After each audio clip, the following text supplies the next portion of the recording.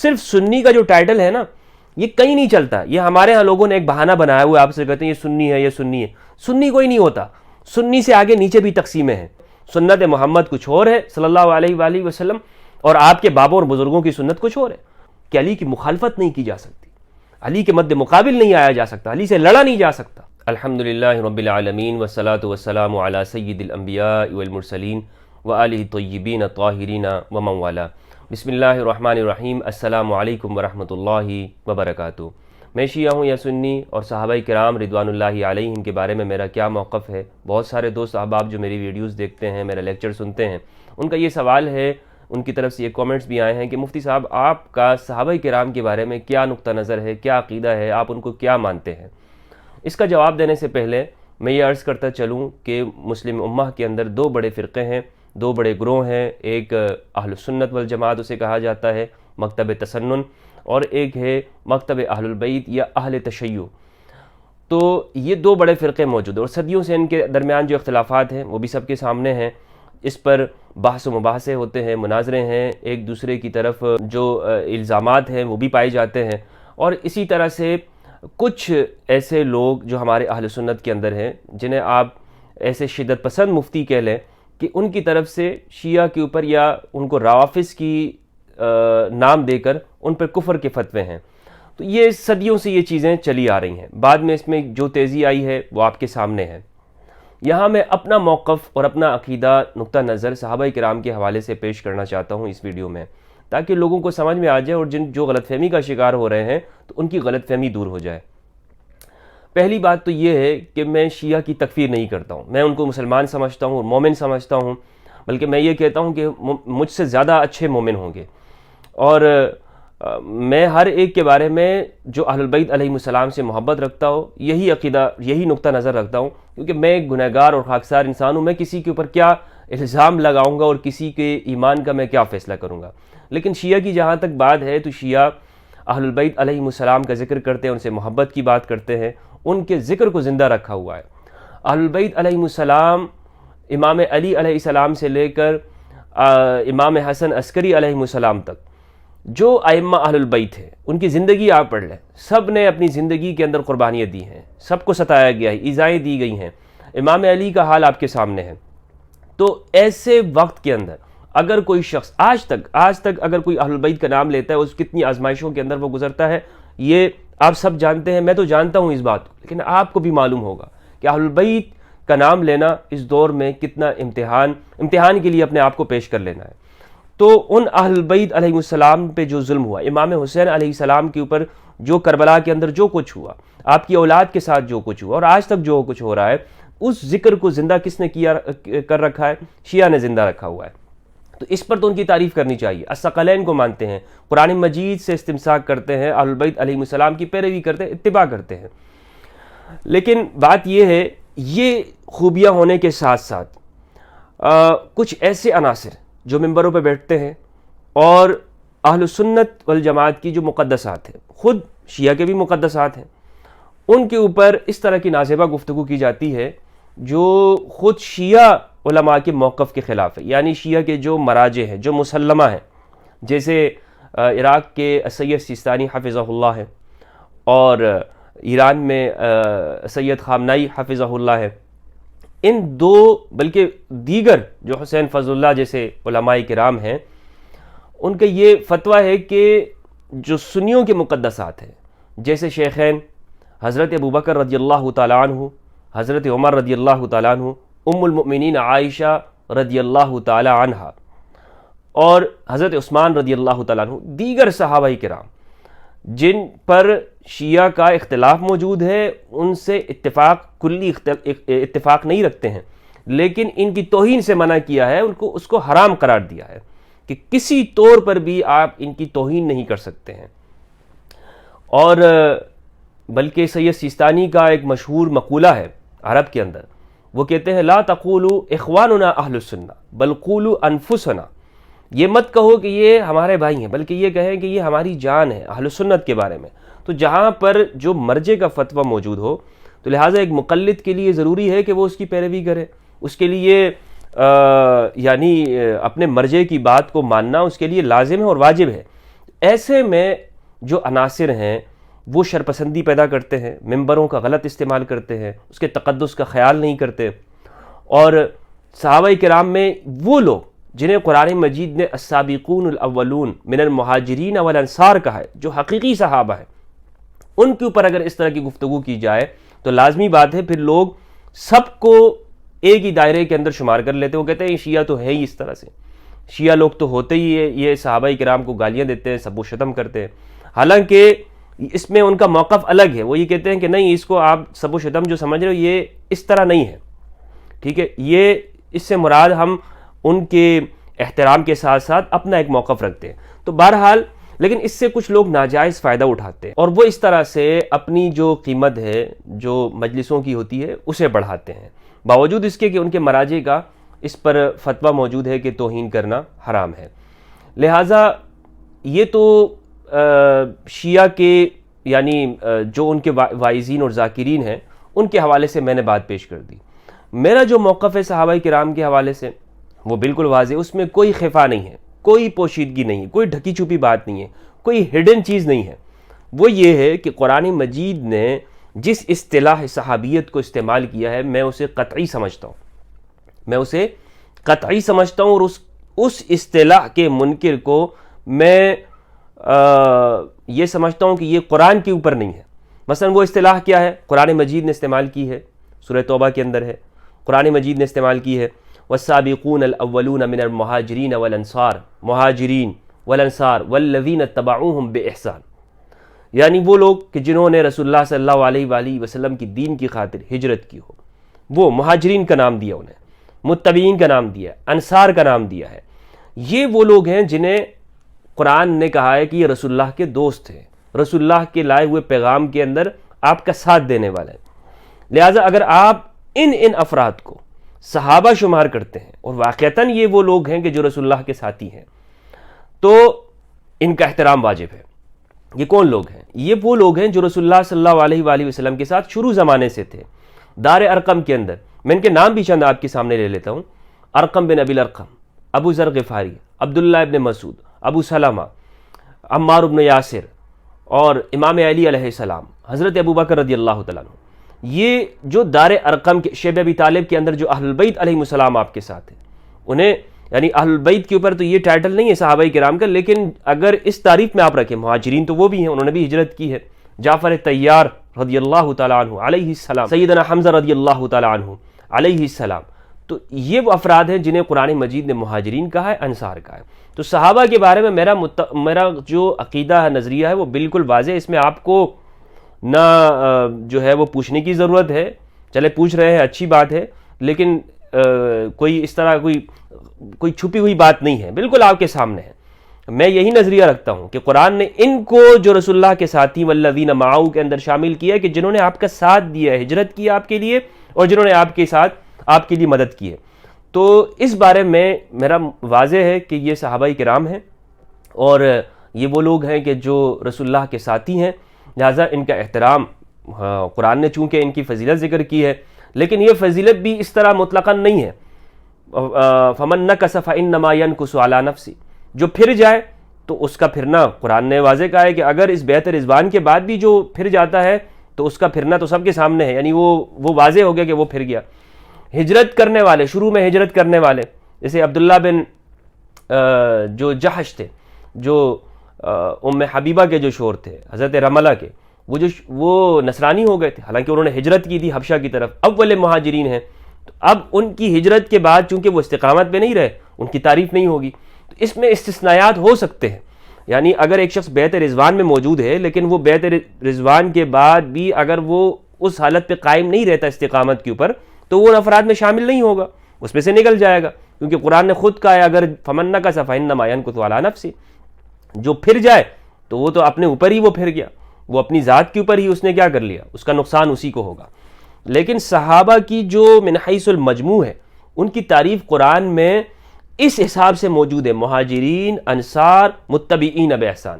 لیکن اس تعریف کے اندر آپ ہر ایک کو شامل کر کے یہ مطالبہ کریں کہ جناب آپ ان کے اوپر گفتگو نہ کریں، تو یہ مطالبہ علمی نہیں ہے، یہ تحقیقی مطالبہ نہیں ہے۔ یا آپ کے جذبات تو ہو سکتے ہیں، یا آپ کو فرقے کی محبت نے جو سکھایا یہ وہ تو ہے، لیکن یہ قرآن نہیں ہے۔ دوسری بات یہ ہے جو سب سے اہم جو چیز ہے وہ میں یہ ڈسکس کرتا چلوں کہ میں اپنے آپ کو کس کیٹیگری میں رکھتا ہوں، یعنی سنی کی کیٹیگری میں یا شیعہ کی کیٹیگری میں۔ تو موجودہ جو ہمارے ہاں جسے سنی کہا جاتا ہے، یہ جو سنیت ہے یہ سب کے سب اپنے اپنے جو مسلک کے فرقوں کے اکابر ہیں اس کے اوپر جو انہوں نے ان کو سنت کہی ہے اس کے اوپر متفق ہیں۔ جو دین کی تعبیر وہ کہتے ہیں، یہ کہتے ہیں بس یہی حق ہے۔ مثلا جو عقائد بریلویوں کے ہاں ہیں تو بریلویوں کے ان عقائد کو دیوبندی تسلیم نہیں کرتے، جو دیوبندیوں کے ہیں وہ بریلوی تسلیم نہیں کرتے، جو ہمارے ہاں سلفیوں کے ہیں اسے صوفی تسلیم نہیں کرتے۔ تو سنیت خود ان چیزوں کے اندر ایک پیچ کے اوپر نہیں ہے، یعنی یعنی سنیوں کے اندر اختلاف موجود ہے، لیکن یعنی اس کے میں مثال آپ کو دوں، اگر کوئی شخص آپ سے پوچھتا ہے آپ کون ہو، آپ کہتے ہیں میں سنی ہوں، پھر وہ آپ سے کہے گا اچھا یہ بتاؤ کون سے سنی، یعنی سنی تو بہت تقسیم ہے نا، آپ کہیں یار میں سنی ہوں، صرف سنی ہوں، وہ آپ کو کبھی سنی تسلیم نہیں کرے گا۔ وہ آپ سے پوچھے گا اچھا اور آگے، آپ کہو گے یار اس سے آگے اور کیا بات ہوتی ہے، اس پہ کیا راضی نہیں ہو، وہ خاموش ہی نہیں ہوگا، وہ آپ سے پوچھتا رہے گا۔ یعنی وہ آپ کو صرف سنی کا جو ٹائٹل ہے نا یہ کہیں نہیں چلتا، یہ ہمارے ہاں لوگوں نے ایک بہانہ بنایا ہوا ہے، آپ سے کہتے ہیں یہ سنی ہے، یہ سنی ہے۔ سنی کوئی نہیں ہوتا، سنی سے آگے نیچے بھی تقسیمیں ہیں۔ وہ تقسیم کیا ہے؟ وہ آپ سے پوچھیں گے یار یہ بتاؤ دیوبندی ہو بریلوی ہو، آپ اس کا تجربہ کر کے دیکھ لیں، صرف آپ اپنے آپ کو کہیں گے جی میں سنی ہوں، آپ کو کوئی سنی تسلیم نہیں کرے گا۔ آپ کو اپنے آپ کو یا تو دیوبندی میں فٹ کرنا ہوگا ہمارے اس ریجن کے اندر، یا اپنے آپ کو بریلویت میں فٹ کرنا ہوگا، ورنہ تو آپ کس طرح سے سنی ہو سکتے ہیں؟ تو لہٰذا کیونکہ ان کے ہاں جو سنیت کا جو معیار ہے وہ اپنے اکابر ہیں، وہ اپنے بزرگ ہیں، وہ اپنے بابے ہیں، وہ ان کے اوپر جو نہیں ہے ان کے عقیدوں کے اوپر وہ سنیت کے کیٹیگری میں نہیں آتا۔ میرے نزدیک سنیت کی یہ تعریف نہیں ہے، میں آپ کے بابوں کی کیٹیگری میں نہیں ہوں۔ ہاں اس حیثیت سے آپ مجھے اس سنیت سے نکال سکتے ہیں تو نکال دیں کہ جی میں آپ کے بابوں کی سنیت کے اوپر نہیں ہوں، کیونکہ سنیت آپ کے بابوں کے ٹھیکہ تو نہیں ہے نا۔ سنیت سے مراد کیا ہے کہ جو سنت رسول اللہ صلی اللہ علیہ وآلہ وسلم پر ہو، کہ جو سنت محمد صلی اللہ علیہ وآلہ وسلم پہ، وہ کیا ہے اس سنت کے اوپر بریلویوں کو بھی ہونا چاہیے، دیوبندیوں کو بھی، وہابی، معتزلی، اباضی، شیعہ، جتنے بھی جو لوگ ہیں سب اس بات کا اقرار کریں گے کہ ہم اس سنت محمد صلی اللہ علیہ وآلہ وسلم پر ہیں۔ اس سے کہ نیچے جو آپ نے بنائے ہوئے ہیں، جو اپنے بزرگوں کی جو تعبیرات ہیں اسے آپ نے اہل سنت کا نام دے دیا ہے، تو یہ کبھی بھی رسول اللہ کی سنت کے برابر نہیں ہو سکتی یہ سنیت۔ یعنی اس سنیت کو اگر آپ سنت کے مقابلے پہ لے آتے ہیں اور پھر کہتے ہیں کہ جی اس کا اعتراف کریں جو ہمارے بزرگوں نے اعتراف کیا یا عقائد جو ہے وہ تشکیل دی ہے اس کو بھی آپ ماننا شروع کر دیں، تبھی آپ سنی قرار دیں گے، یہ مطالبہ درست نہیں ہے آپ کا، یہ کسی بھی طرح سے مطالبہ نہیں ہے، کیونکہ سنت محمد صلی اللہ علیہ وآلہ وسلم اس پہ تو آپ عمل ہی نہیں کر رہے ہو۔ سنت محمد کچھ اور ہے صلی اللہ علیہ وآلہ وسلم، اور آپ کے بابوں اور بزرگوں کی سنت کچھ اور ہے۔ سنت محمد تو یہ ہے کہ میں تم میں دو چیزیں چھوڑ کے جا رہا ہوں، ان کی پیروی کرنا کبھی گمراہ نہیں ہوگے، کتاب اللہ اور میری اطرت ہے۔ آپ نے کس چیز کو سنیت بنایا ہوا ہے؟ آپ کس چیز کی پیروی کر رہے ہیں؟ آپ تو اس میں سے اطرت کاٹ رہے ہیں، اور آپ میں ایسے لوگ موجود ہیں جو کہتے ہیں نہیں، بلکہ سب ہی اطرت کے اوپر تو کوئی نہیں ہے، اطرت کی پیروی کرنے والے تو آپ نہیں ہیں نا، آپ تو صرف کہتے ہیں نہیں اس میں کتاب اللہ مراد ہے، تو لہٰذا سنت کی تو آپ نے خود مخالفت کر دی ہے یہ کہہ کر کہ اس میں مراد یہ ہے۔ صحابہ کرام اس سے کیا سمجھتے تھے؟ صحابہ کرام سنت سے مراد وہ وہی سمجھتے تھے جو رسول اللہ صلی اللہ علیہ وآلہ وسلم نے فرمائی ہے، اور امام علی بن ابی طالب علیہم السلام وہ حدیث الثقلین کے اندر وہ حصہ ہیں، یعنی رسول اللہ نے فرمایا کہ جب میں تم میں دو چیزیں چھوڑ کے جا رہا ہوں، جس طرح کہ مستدرک الحاکم کے اندر ہے کہ دو چیزیں چھوڑ کے جا رہا ہوں، کتاب اللہ اور میرے اہل بیت۔ پھر آگے فرمایا مومنوں سے، کیا قرآن میں یہ نہیں ہے النبی اولیٰ بالمؤمنین من انفسہم؟ صحابہ سے پوچھا، لوگوں سے پوچھا، بتاؤ کیا اللہ نے یہ نہیں فرمایا کہ نبی مومنوں کی جانوں سے ان سے زیادہ ان پہ حق رکھتا ہے؟ یہ فرمایا کہ نہیں؟ سب نے کہا قالوا بلا یا رسول اللہ، اللہ نے اسی طرح ہی فرمایا کہ جو یہ سمجھتا ہے، اولا کا معنی رسول اللہ نے خود بیان فرما دیا، پھر اسی اولا سے ہی رسول اللہ نے فرمایا من کنت مولاہ فہذا علی مولا، علی کا ہاتھ بلند کر کے کہا کہ جو یہ سمجھتا ہے، جو یہ مانتا ہے، اس پر ایمان رکھتا ہے کہ نبی مومنوں کی جانوں سے زیادہ ان کے لیے اولا ہے، اولا، وہ یاد رکھے کہ جس کے لیے میں اولا ہوں علی ہے اس کے لیے اولا ہے، علی اس کے لیے زیادہ، یعنی اولا کا معنی آپ یہاں پہ حق رکھیں۔ تو رسول اللہ نے خود فرما دیا۔ حضرت طلحہ رضی اللہ تعالیٰ عنہ جنگ جمل کے اندر وہ آگے آگے بڑھ رہے تھے، اور امام علی علیہ السلام کے مد مقابل جو ہیں جمل والے ان کے ساتھ تھے، حضرت طلحہ عشرہ مبشرہ میں سے ہیں۔ ان کو جب امام علی علیہ السلام نے یہ فرمایا اور یاد دلایا کہ طلحہ کیا تم نے رسول اللہ سے یہ نہیں سنا، من کنت مولاہ فہذا علی مولا، کہ میرے بارے میں رسول اللہ نے فرمایا کہ یہ جو علی ہے جس کا میں مولا ہوں علی اس کا مولا ہے۔ طلحہ آپ نے کیا سنا کہ نہیں؟ فرمایا بالکل میں نے یہ سنا تھا۔ پھر کیوں میرے خلاف لڑ رہے ہو؟ کہا میں بھول گیا تھا۔ جب یاد آیا پلٹ گئے، پھر نہیں انہوں نے جو ہے وہ علی کے مقابل آئے۔ حضرت طلحہ رضی اللہ تعالیٰ عنہ کو جب یہ بات یاد آئی تو علی کی مخالفت سے پیچھے ہٹ گئے، جنگ کو چھوڑ دیا۔ مروان نے پھر تیر مارا اور ان کو شہید کر دیا۔ آج مولوی صاحب وہ اس مولا کے معنی میں وہ کچھ اور وہ تحریفات کرتا رہتا ہے کہ جی مولا کے 20 معنی 25 معنی 24 معنی۔ حضرت طلحہ نے کیا سمجھا اس مولا سے؟ حضرت طلحہ نے سمجھا کہ اس کی مخالفت نہیں کی جا سکتی۔ علی کی مخالفت کرنا کیسے کی جا سکتی ہے کہ رسول اللہ نے فرمایا کہ من کنت مولا فہذا علی مولا، یعنی حضرت طلحہ یہ سمجھ رہے ہیں، ان کو مولا علی نے یہ سمجھا دیا کہ رسول اللہ نے جو فرمایا وہ کس معنوں کے اندر فرمایا تھا کہ علی کی مخالفت نہیں کی جا سکتی، علی کے مد مقابل نہیں آیا جا سکتا، علی سے لڑا نہیں جا سکتا۔ مولا کا یہی معنی ہے کہ اختیار علی کے پاس ہے۔ تو اگر میں یہ سمجھتا ہوں اس حدیث کی بنیاد کے اوپر جو نصوص ہیں جو ہمارے پاس صراحت کے ساتھ ہیں، اور یہ نصوص ان دلائل سے ان عبارات سے زیادہ قوی ہیں کہ جو آپ کہتے ہیں کہ فلاں کو نماز کے لیے آگے کیا، یہ فلاں کے لیے فضیلت ہے، اس سے زیادہ قوی یہ دلائل ہے کہ علی کی فضیلت اس سے ثابت کی جائے، اور ہے جس طرح طلحہ رضی اللہ تعالیٰ عنہ نے سمجھا کہ علی کی مخالفت نہیں ہو سکتی، جو علی کی مخالفت میں کیسے کر سکتا ہوں، نہیں ہو سکتی۔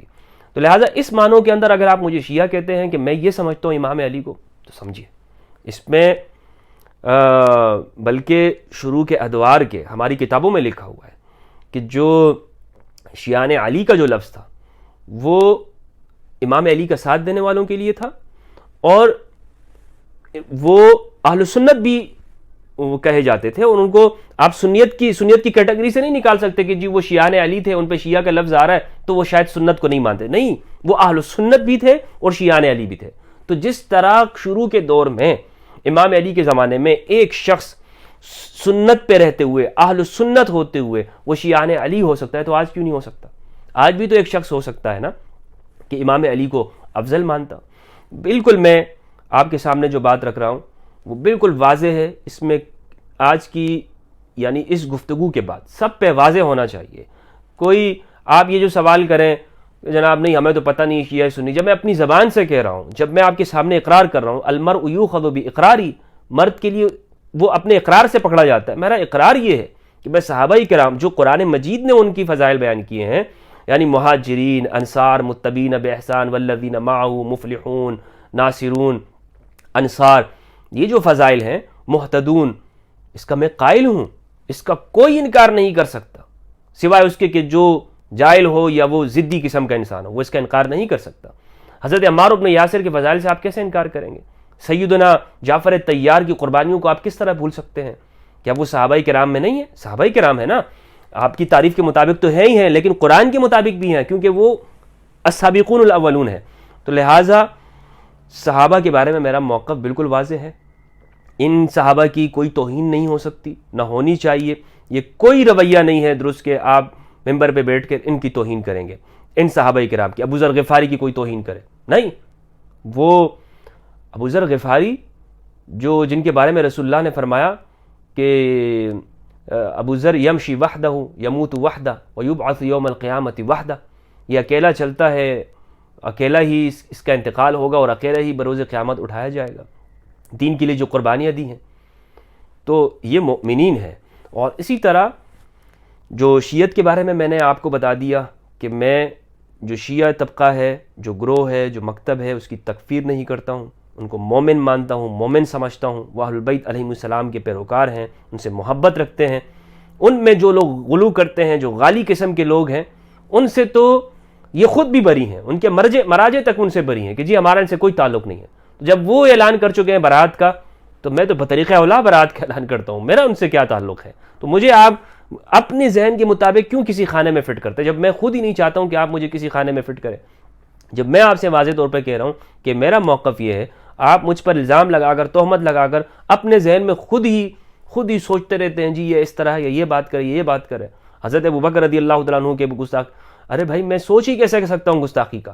میں ایک عام انسان کی گستاخی کا نہیں سوچ سکتا، تو میں ان صحابہ کرام کی گستاخی کے اوپر کس طرح ہوں گا؟ ہاں میں یہ بات ضرور کرتا ہوں کہ جو چیز ہمارے پاس کتابوں کے اندر آ گئی ہے، صحیح بخاری کے اندر ہے، اس سے اگر آپ یہ کہتے ہیں اس کو بیان کرنا، اگر یہ توہین کے زمرے میں آپ اسے شامل کرتے ہیں، تو پھر تو آپ کی جو ذہنی جو لیول ہے اس کو تو اللہ ہی حافظ ہے۔ تو یہ وہ چند چیزیں تھیں جو میں نے آج آپ کے سامنے رکھی ہیں۔ امید کرتا ہوں کہ آپ کو سمجھ آ گئی ہوں گی۔ اللہ سبحانہ و تعالی ہم سب کو قرآن مجید اور اہل بیت علیہم السلام کی معرفت عطا فرمائے۔ والسلام علیکم ورحمۃ اللہ وبرکاتہ۔